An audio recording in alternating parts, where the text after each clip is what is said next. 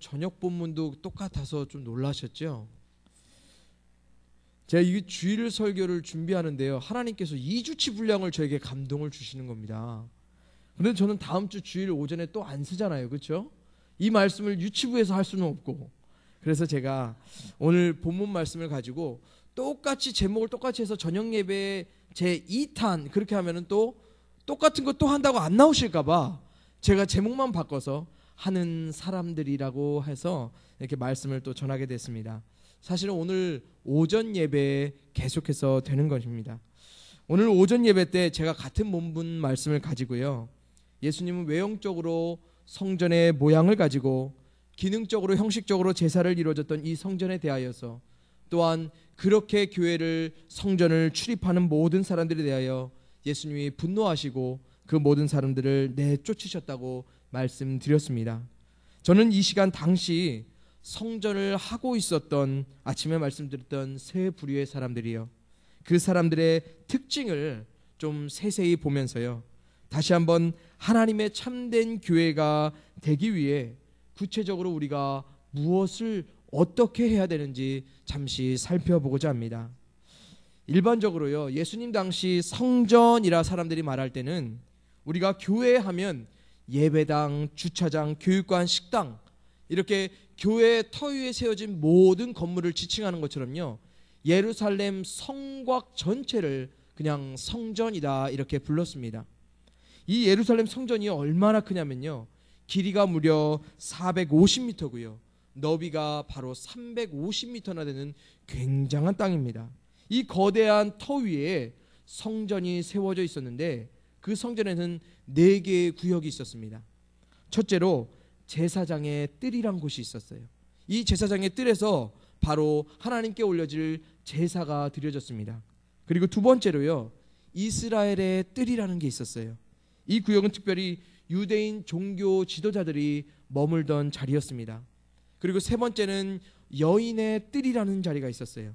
이 구역은 주로 여성들이 출입했던 장소고요, 가난한 한 과부가 자신의 전 재산 2렙돈을 하나님 앞에 헌금하는 거 보시고 예수님이 칭찬하셨던 바로 그 장소이기도 합니다. 말씀드린 이 세 장소가요, 모두 유대인들만 출입이 가능했던 장소입니다. 마지막은 바로 이방인의 뜰이라는 곳이 있었습니다. 바로 이 이방인의 뜰이 오늘 본문의 배경이 되는 장소입니다. 이방인의 뜰에는요, 말 그대로 이방인도 출입할 수 있는 그런 자리였어요. 유대인들에게만 허용된 자리가 아니라 이방인들도 아무나 와서 누릴 수 있었던 자리가 바로 이방인의 뜰이라는 겁니다. 이 장소에서 외국인들과 유대인들이 서로의 물건을 바꾸고 아니면 저들의 필요에 따라 많은 것들을 거래했던 장소가 바로 이 자리입니다. 한마디로 오늘날로 따지면 무역 상거래소, 아니면 농수산물 시장 이런 거 되겠죠. 그 정도 크기였어요. 그렇다면 우리가 좀 생각해 봐야 될 것이 있습니다. 그렇다면 이 이방인의 뜰에서 이루어졌던 장사에 대해서 왜 예수님이 화를 내셨을까? 당시 이 장소를 제외하고는요, 모든 장소가 아주 성스럽게 잘 보존되고 있었습니다.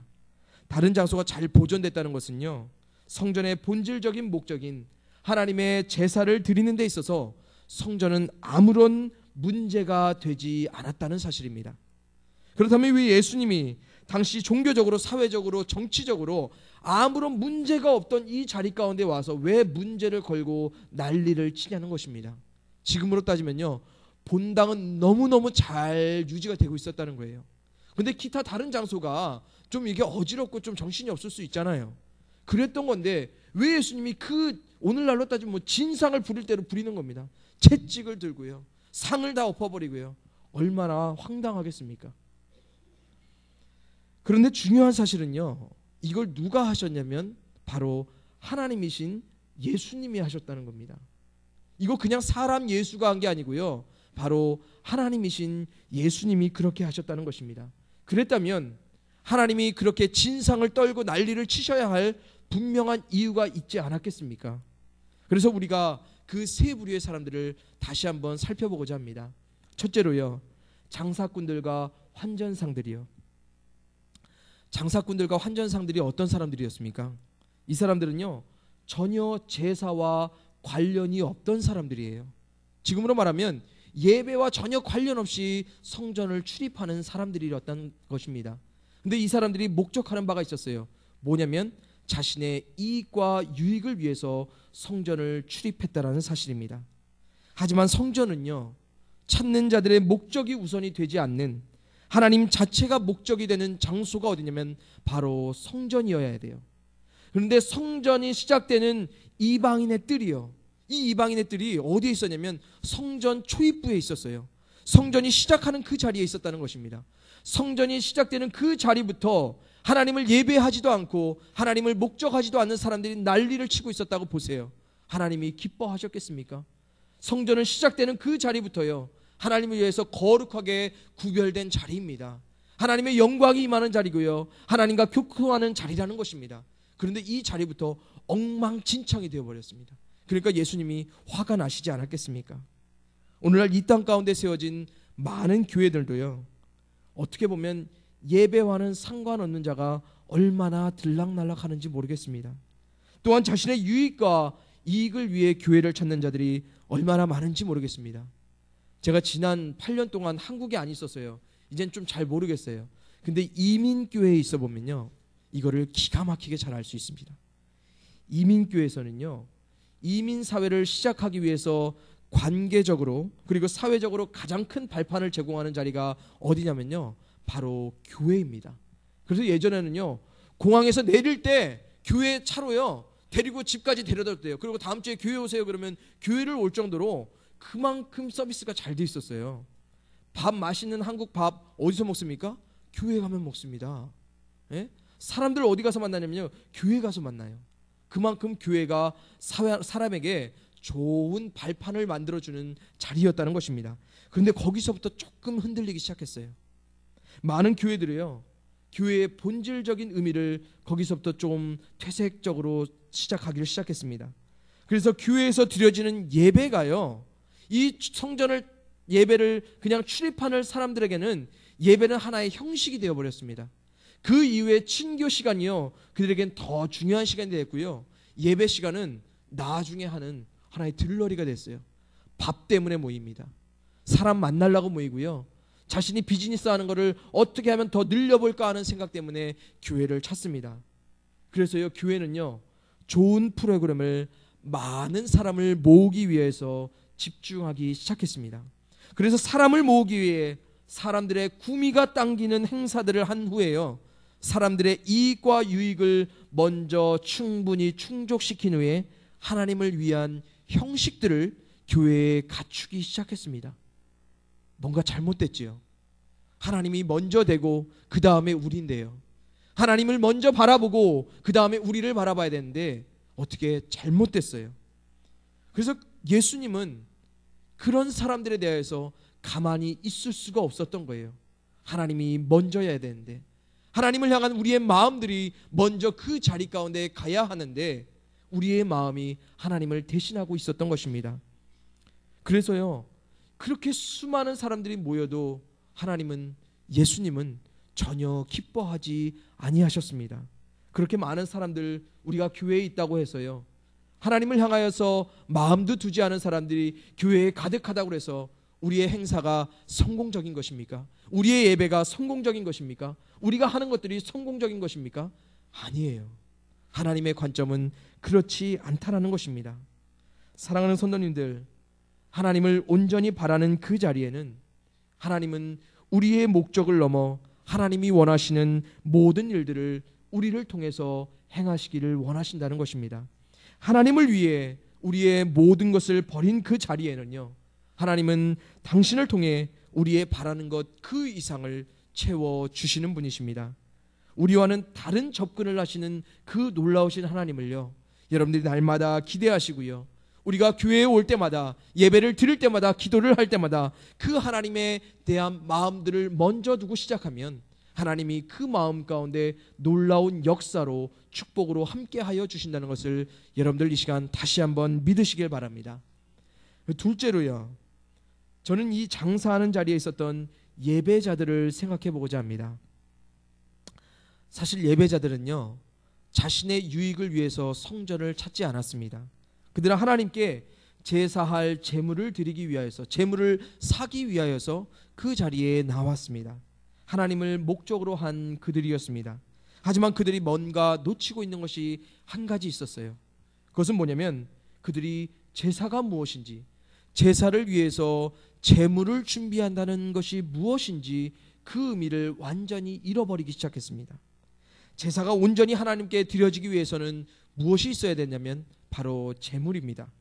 그런데 이 제물이 어떻게 얻어지고 어떻게 하나님께 드려졌냐면요, 거래를 통해서 이루어졌다는 것이. 하지만 하나님께 드려지는 제물은요, 그렇게 드려지는 것을 원하시지 아니하셨습니다. 왜냐하면 그들이 하나님께 드리는 제물을 준비하는 동안 그들의 제사는, 그들의 예배는 그때부터 시작되는 것이었기 때문입니다. 당시 예배자들은요, 더 이상 자신의 소중한 자산인 흠없는 가장 좋은 가축들, 곡물들을 하나님께 희생할 필요가 없었습니다. 그들은 힘들게 이 제물들을 성전에 가져오는 수고들을 더 이상 할 필요가 없었다는 것입니다. 왜요? 와서 사면 되거든요. 자기의 것을 희생하지 않아도 내가 돈이 있으면 그걸 사서 하나님께 드릴 수가 있었어요. 내가 정성 들여 준비하지 않아도 내가 교회 앞에 가서 사서 하나님께 드리면 하나님께 다 드릴 수가 있었어요. 형식으로는 맞지요. 이론상으로는 맞지요. 드렸으니까 결과도 맞지요. 하지만 그 결과 이후에 뭐가 있었냐면 하나님은 침묵하셨습니다. 하나님은 그들의 예물을 단 한 번도 받아주시지 않았다는 사실입니다. 그들이 제물을 준비하는 시간을 포함으로, 그들이 하나님을 위한 자신의 것을 희생하는 것을 포기함으로, 하나님을 위해 수고하는 모든 과정을 포기함으로 하나님은 그들을 향한 은혜와 축복을 내리시기를 포기하셨습니다. 하나님은요, 그들이 하나님을 위해 준비하는 자신들의 소중한 것들의 희생과 그것들을 가져오는 수고를 통해서 하나님께서는 죄사함의 은혜를, 하나님 화목함의 축복을 준비하고 계셨는데요, 그들은 하나님의 은혜를, 축복을 돈으로 살 수 있었다고 생각했던 사람들입니다. 제가 가끔 보면은 조금 이상한 게 있어요.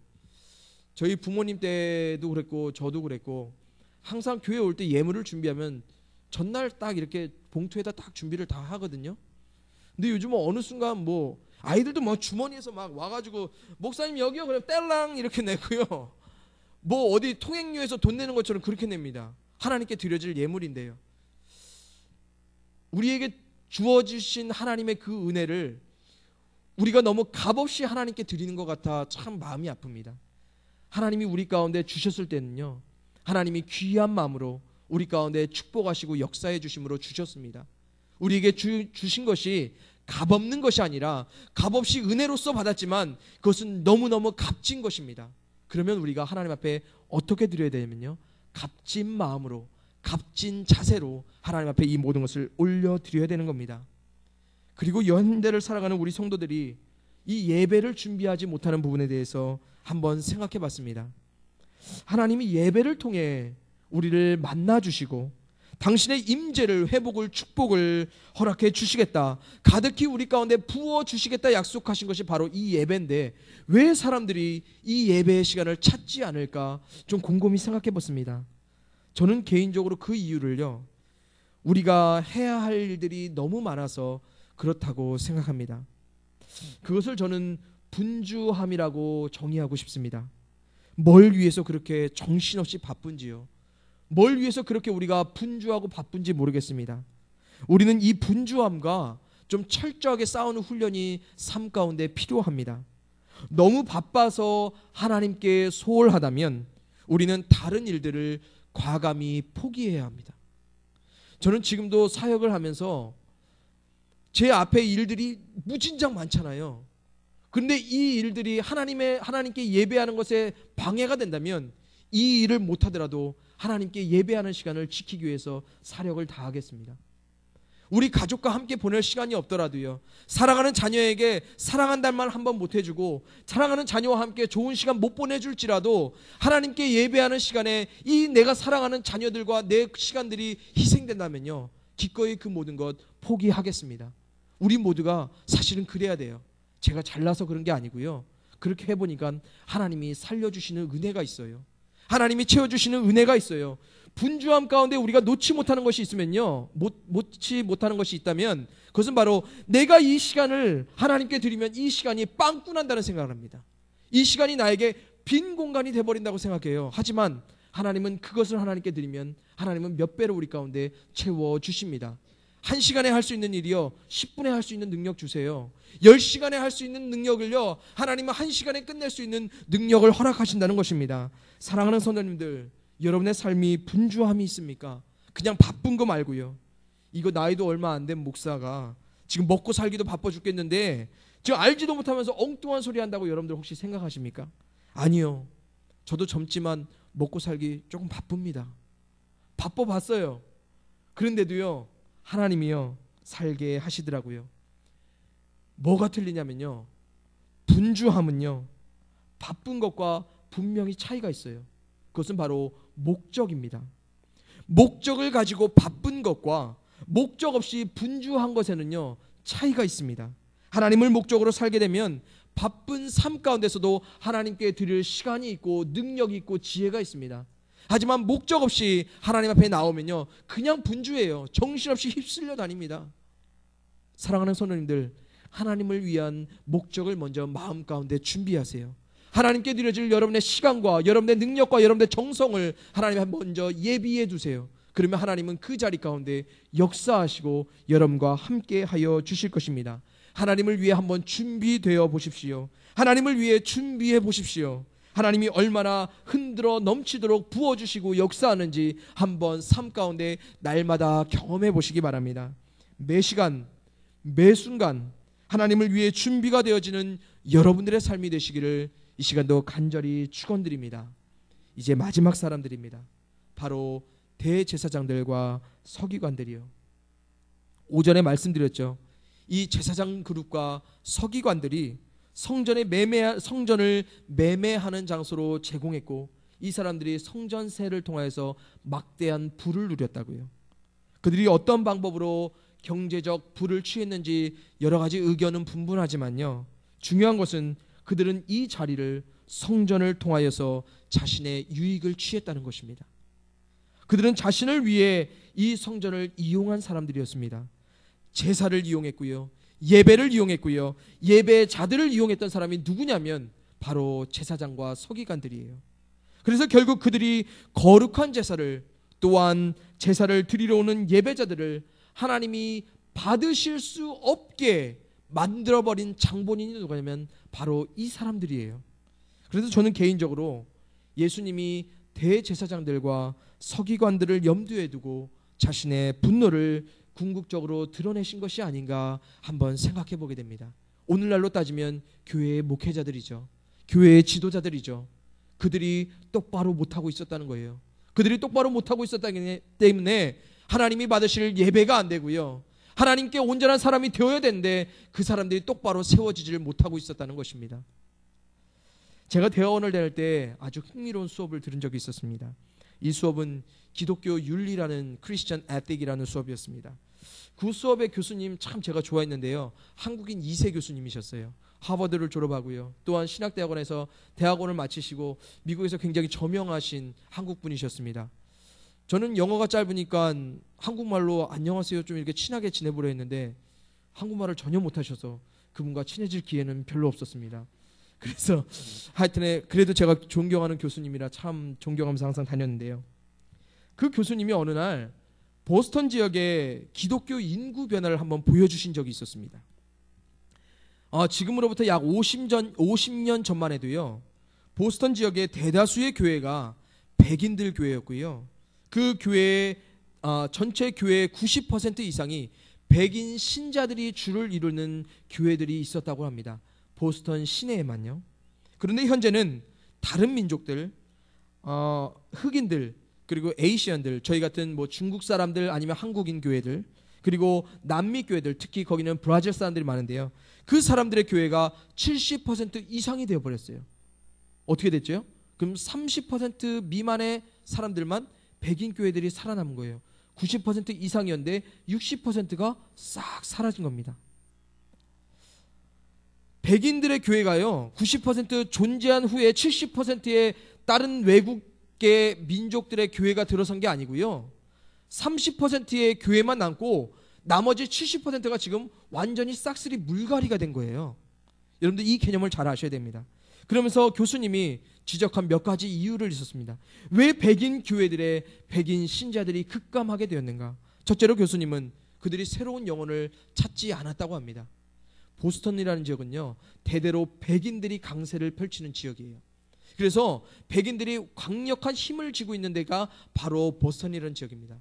그래서 이 지역에서는요 막 옛날에 막 백인들이 일부러 흑인들 나가라고 막 불도 지르고 했던 막 그런 지역이 어디냐면 바로 보스턴 지역이에요. 그래서 이 지역의 사람들은 다들 부유한 사람들만 모여 삽니다. 자신들의 인종만이 모여 살아요. 그래서 이 사람들은 대대로 부유한 도시였고 교회들도 그래서 부유했고요. 당시 그들이 가진 신자들만으로도 교회는 잘 운영되기 시작했습니다. 그런데 둘째가 중요해요. 교회의 신자들이 점점 급감합니다. 그러니까 교회는 어떻게 되죠? 재정적으로 어려워지기 시작합니다. 이 과정에서 많은 교회들의 목회자들과 교회의 재직들이 선택한 방법이 있었습니다. 그것은 말은요 바로 장사를 선택했습니다. 교회가 비록 큰 재정적 이득을 취하기 위해서 시작한 일은 아니었지만 그들은 장사를 통해서 교회를 계속해서 하기를 원했습니다. 그들은 처음에 바자회나 아니면 티파리 같은 거를 하면서 잠깐의 교회의 재정적 위기를 조금씩 견뎌냈습니다. 그러나 그것도 잠시 큰 이익을 취할 수 없었던 교회들은요 주중 사용하지 않는 공간들을 달마다 렌트를 하기 시작했습니다. 월세를 준 겁니다. 알코올 중독자들의 모임, 유치원, 문화센터 같은 사회복지와 관련된 사업을 하는 기관들에 하나씩 교회를 렌트를 주기 시작했어요. 그들은 교회의 자리를 내어줌으로 일석이조의 또한 유익을 누렸습니다. 사회적으로는요 교회가 좋은 일 한다고 좋은 평판을 들었습니다. 그리고 교회는요 재정적으로 위기를 벗어날 수 있었고요. 그러나 교회는 여전히 힘들어졌습니다. 정말로 교회를 교회되게 하는, 정말로 하나님을 예배하기 원하는 다른 민족들에게 하나님은 결국 이 교회들을 다 넘겨주셨습니다. 교회는요 교회만의, 하나님의 교회는 하나님의 방법대로 세워져 가야 하는 중요한 방법들이 있고요, 원리가 있고요, 윤리가 있습니다. 교회가 어려움에 처하면 우리는 하나님 앞에 엎드리면 됩니다. 교회가 힘들어지면 우리는 만민의 기도하는 집이라 말씀하신 예수님의 말씀처럼 만민이, 교회에 속한 모든 사람들이 교회에 나와서 날마다 부르짖고 난리를 치면 되는 거예요. 그럼 하나님이 역사하시거든요. 그런데 백인 사람들이 그렇게 안 했어요. 자신들이 갖고 있는 경험이 있었어요. 지식이 있었어요. 장사해봤거든요. 장사해보니까 이렇게 되거든요. 그렇게 그대로 교회에 적용하니까 교회가 살아나거든요. 교회 할 수 있었거든요. 그런데 하나님은 교회가 되지 않게 하셨습니다. 그래서 예수님이 당시 성전을 깨끗이 비우셨던 것처럼 그들의 교회를 하나씩 깨끗이 비우기 시작했고요. 정말로 하나님의 교회가 되기를 소원하는 소수 민족들에게 이 교회들을 하나씩 주시게 됐고요. 이제는 70%, 이제 거의 80%까지 육박했다고 하네요. 그래서 이제는 백인 사람들이요 일반 소수 민족들의 교회에 들어와서 월세 생활을 합니다. 참 놀랍죠. 사랑하는 성도님들, 우리가 하나님을 온전히 예배하기 위해서 하나님을 온전히 바라는 그 자리로 우리가 교회를 세워갈 때요, 하나님은 우리 교회를 통해 반드시 일하십니다. 그럴 때 하나님은 우리에게 당신의 교회가 되게 하신다는 사실입니다. 하나님은 교회를 채우시는 분이지 하나님은 교회를 비우시는 분이 아닙니다. 그런 채우시는 하나님의 은혜를, 축복을 우리 안양중앙교회 모든 성도님들은 바로 이 자리에서 경험하셔야 됩니다. 이 자리는요 날마다 하나님이 채워주시는 역사가 있는 자리입니다. 하나님이 축복을 부어주시는 그런 자리가 되어야 된다는 것입니다. 사랑하는 성도님들, 기대하시고 이 교회를 채워주세요. 기대하시고 이 자리 가운데 엎드려 하나님 앞에 기도해 주세요. 기도하는 자 아무도 쓰러뜨릴 수 없습니다. 기도하는 자 하나님이 반드시 붙들어 세워주십니다. 그리고 마지막으로요, 우리가 반드시 생각해 보아야 할 마지막 한 가지 사실이 있습니다. 오늘의 히든카드입니다. 다 같이 18절 말씀 읽어보겠습니다. 마가복음 11장 18절 말씀입니다. 시작. 대제사장들과 서기관들이 듣고 예수를 어떻게 죽일까 하고 꾀하니 이는 무리가 다 그의 교훈을 놀랍게 여김으로 그를 두려워하밀러라. 아멘. 좀 이상한 거 느끼셨어요? 잘 모르시겠나요? 뭔가 이상하더라고요. 예수님이 취하신 분노에 반응하는 사람들의 결과가 참 틀려요. 성전이 어떻게 되어져야 함을 누구보다 잘 알고 있는 대제사장들과 서기관들은요, 오히려 화를 내고 어떤 결심을 하게 되냐면 예수님을 죽이려는 결심을 합니다. 하지만 하나님의 자신들의 장사의 터전을 잃고 삶의 터전을 잃은 장사꾼과 환전상들은요, 하나님께 드려야 될 예물들을 살 수 없게 된 예배자들은요, 오히려 어떻게 하냐면요, 예수님의 교훈을 받고 놀라며 두려워 떨기 시작합니다. 사실 이 반응이요, 전혀 반대가 돼야 되지 않겠습니까? 장사꾼들과 환전상들 그리고 예배자들이요, 모든 것을 잃어버려서 화를 냈어야 합니다. 삶의 터전을요, 제사를 드릴 수 있을 만한 모든 재물을 잃어버렸기 때문입니다. 반대로 대제사장들과 서기관들은요, 놀라고 두려워했어야 했습니다. 하지만 그들은 어떻게 해요? 예수님을 죽이고자 했습니다. 우리는 지금 어떤 사람들인가 한번 생각해 봤으면 좋겠습니다. 하나님이신 예수님의 분노와 경고, 그 지적 앞에 마치 당시 장사꾼들과 환전상들 그리고 많은 예배자들이 그랬던 것처럼 우리가 겸손히 그 앞에 우리 자신을 살필 수 있는지, 정직히 우리 자신의 모습을 보면서 하나님 앞에 두려운 마음을 가지고 우리의 마음을 돌이켜 다시 성전을 되게 할 수 있는 마음의 준비가 됐는지 한번 우리가 돌아봐야 될 것입니다. 아니면 오히려 대제사장들과 서기관들처럼 예수님을 죽이려 하진 않지만, 하나님을 버리려 하지 않지만 우리를 꺾으시는 그 하나님을 우리가 한번 꺾어보려고 하는 것은 아닌지 한번 생각해 봅니다. 하나님의 교회와 성도들은 하나님 앞에 반드시 되어져야 합니다.